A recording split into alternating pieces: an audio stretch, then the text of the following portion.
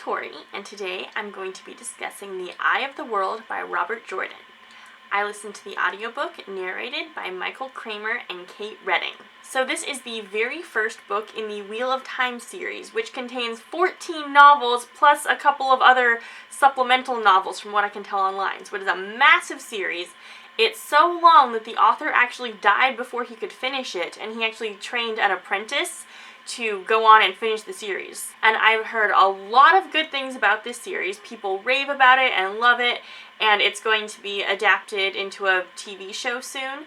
So I wanted to actually read it and have my own opinions before I saw the TV show. So I am starting this massive project. And because this book is so long, I'm also filming a summary of the plot, because I feel like at some point during this 14-book journey, I will need to go back and refresh my memory on what happened. So I will leave a link to that if you want to see just the summary of events in this book.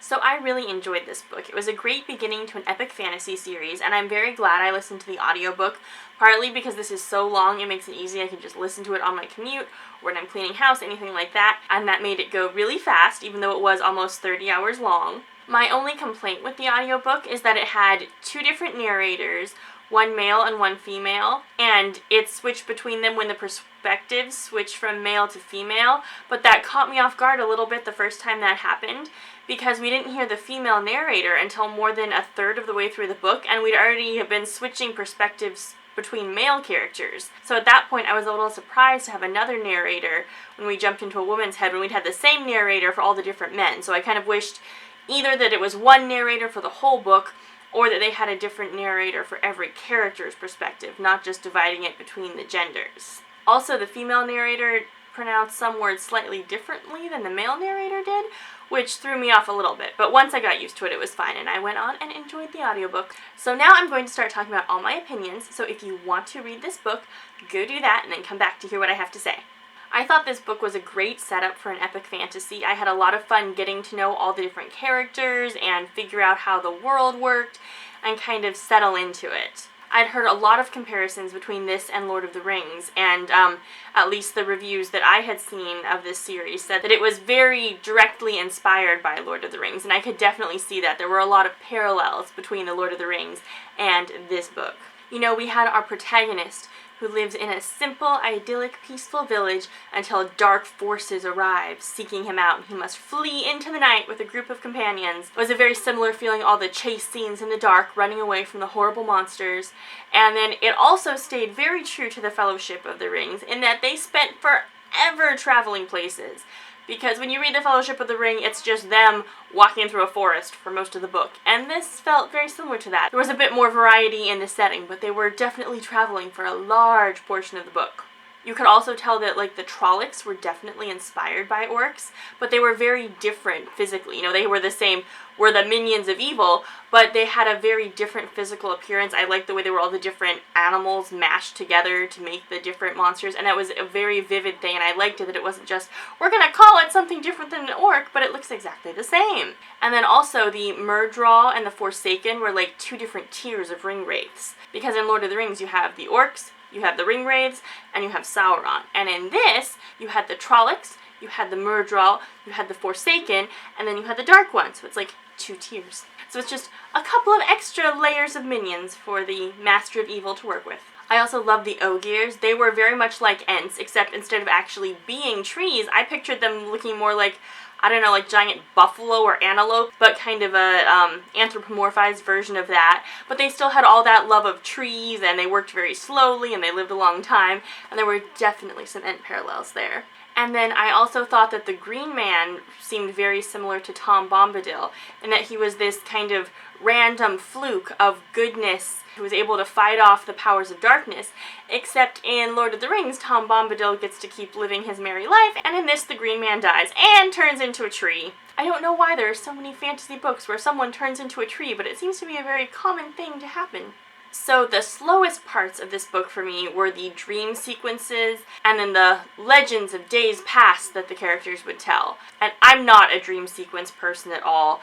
In all media, dream sequences just tend to bore me. The best kind for me are in like Harry Potter, where even though someone's asleep, you're really just watching events that are actually happening. And so this was kind of close to that, because they were really talking to Ba'alzamon, and, you know, it was sort of real, but then there was a lot of time spent looking at the world of the dream and experiencing terror and running from the metaphors. And just for me personally, that gets kind of old. I get very bored with dream sequences very quickly. But luckily there weren't too many of them. And once they got around to the conversation with Ba'alzamon, then I actually enjoyed hearing what they had to say. I also thought the stories of Days Past went on for a very long time.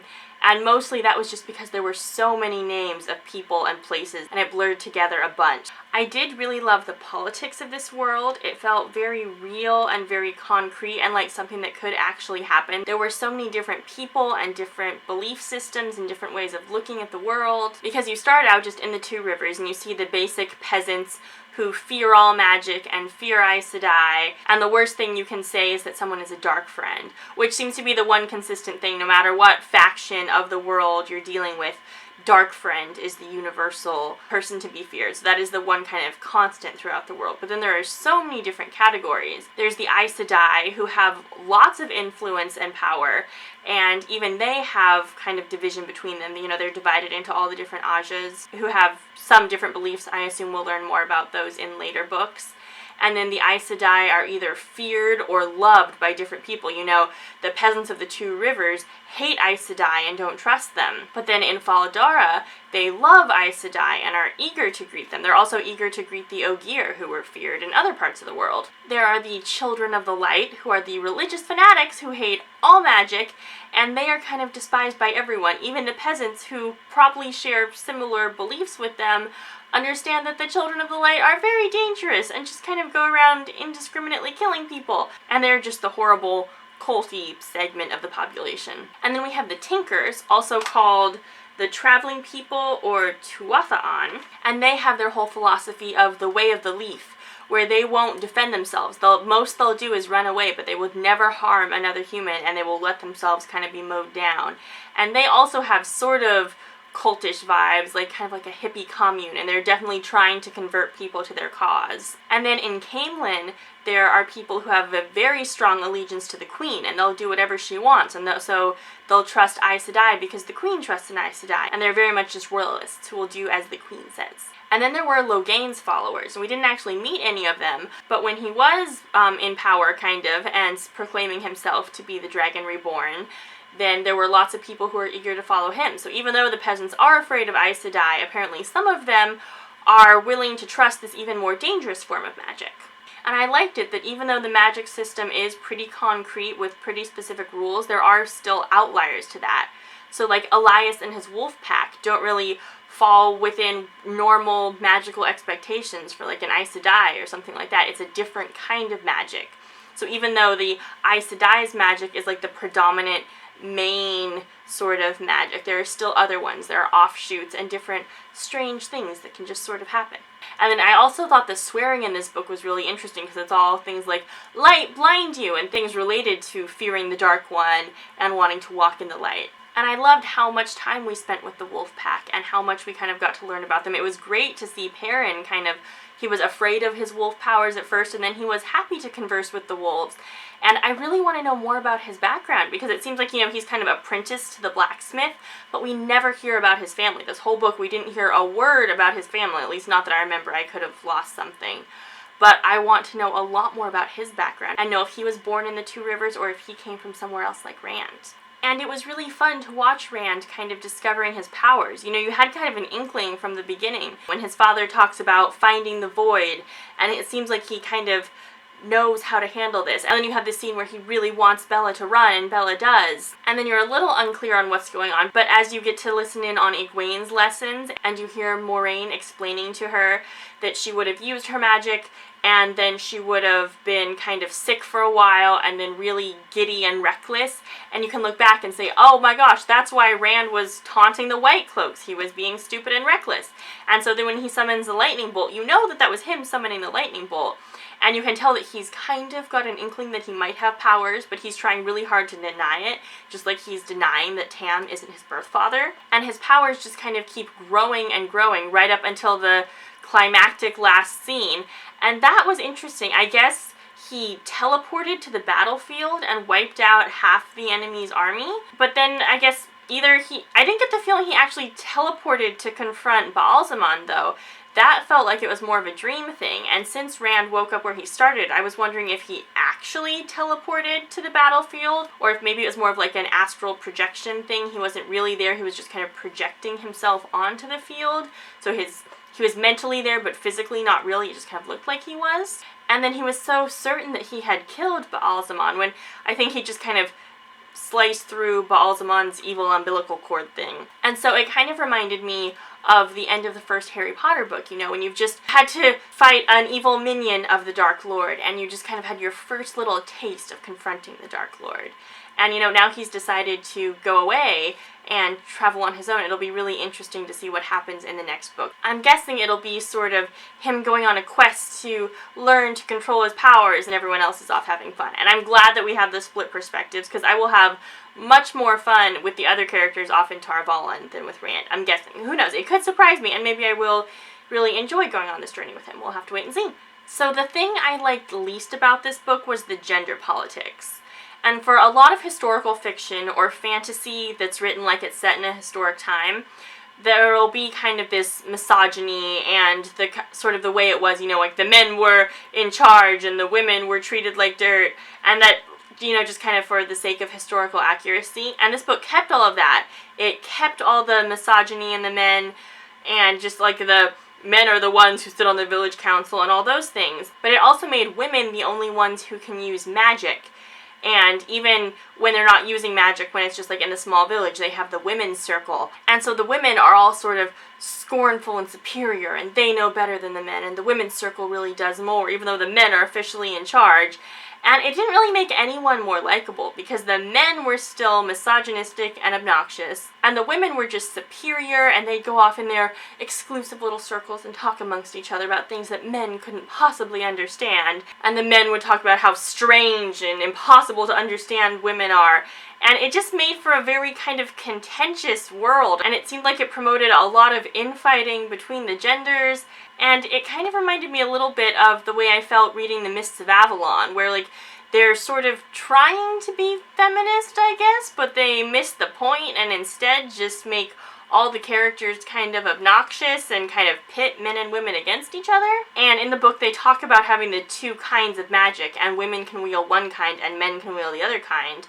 But when men wield their kind, it eventually drives them mad, and they die and probably take a bunch of people with them and cause a lot of damage. And I'm hoping that people just don't understand magic, and that's what's been happening because the people aren't quite using it correctly, and that throughout the course of these 14 books, we'll figure out that they were just misunderstanding it, and there is a safe way to harness that power. I'm also really curious to know what would happen if there was a transgender person, or if they're going to claim that, well, you can't have transgender people in this world because your magical inclination is assigned at birth. There are hermaphrodites who are born with both male and female anatomy. How would they interact with the magic? Does that just not happen in this world? I'm so curious to know what the nuances are. Have there ever been, like, evil servants of the Dark One who have, like, performed weird surgeries on people and tried to combine men and women into one body so that they can wield both powers? I want to know so much more about the minutiae of how this works, because it just doesn't seem right to me that there's the man's magic and the woman's magic and they can't cross over. And it seems like there's a lot of gray area that just doesn't consider. And I am very curious to know if Terry Pratchett read this book, because he has a fantasy novel called Equal Rights that I feel could almost be a direct response to this. That book is about a young girl who has wizard magic, and everyone keeps telling her women have witch magic and men have wizard magic, but somehow she's still a girl with wizard magic. And I would very much like to see how that sort of a situation would work out in this world.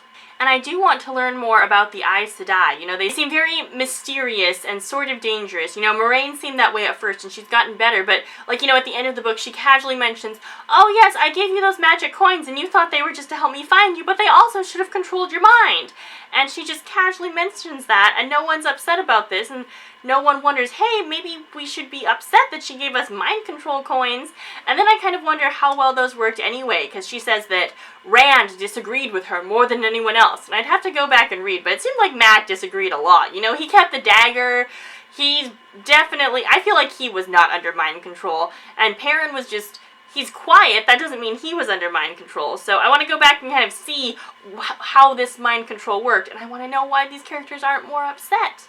So I think my favorite section of the book was after the characters got split up and they were in all these different little groups going about their merry way, and you really just got to see the characters interact with each other. And probably part of the reason I was happy about that was because it split up Rand and Egwene. And I know they're supposed to be this epic love interest and they're doomed and unfortunately they're not for each other. And I agree with that completely because they are horrible and obnoxious together.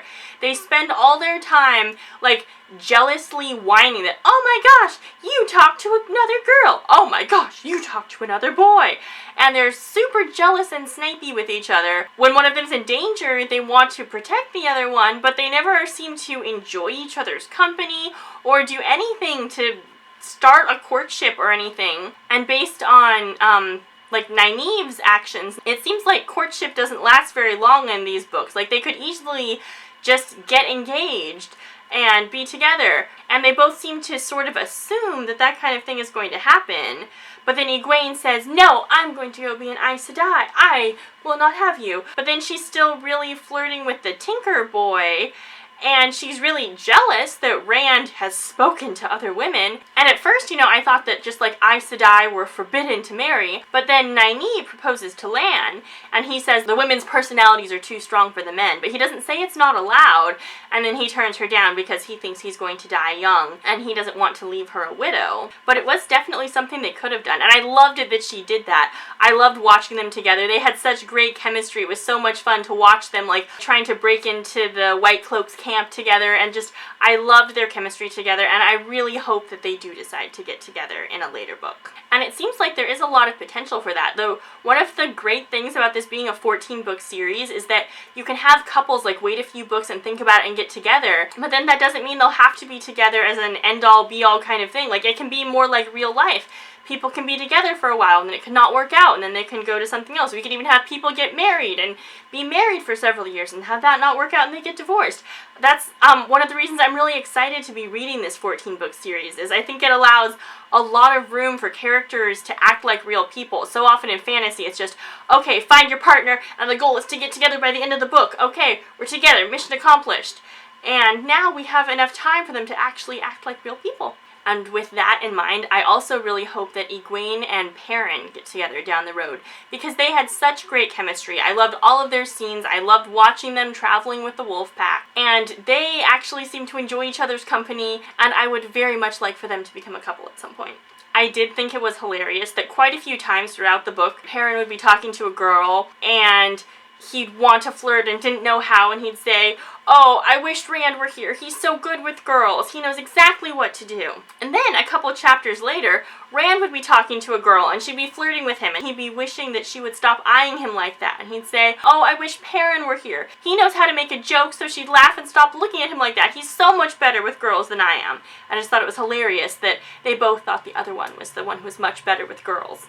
Of all the time the characters spent traveling when they were divided up, the part that dragged the most for me were the scenes with Rand and Mat, and I think that was partly because they were all clumped together. You know, the other characters, we got to jump around and kind of switch between them, but Rand and Mat were all together, and I do kind of appreciate that, because their scenes were kind of depressing, and they would have, like, drugged down the rest of the stuff. So we got to go on the merry adventures with the other characters, and then we got the slow, depressing part with Rand and Mat. And that's partly because Mat is just not a very likable character, and partly because he was carrying around a cursed dagger. You know, cursed daggers don't tend to make things any better. I did think it was very cleverly written that we see them on the road, because everything's happening in real time, so we catch up with them on the road at the same time other people are, and then we flash back a little bit, and we assume we've kind of only flashed back a little, but then you can see it goes on and on and on, and it was really, lots of stuff happened. I just thought that flashback was very well handled. And it made a very long travel sequence feel slightly less long. Though I did love it once they got to Caemlyn, and then, of course, they got to hang out with Loyal in the library. That was so much fun. Who wouldn't want to hang out with a giant ogier in a library full of books, just reading and playing chess and doing fun stuff? And then Rand had his whole adventure where he met Elaine and Gawain,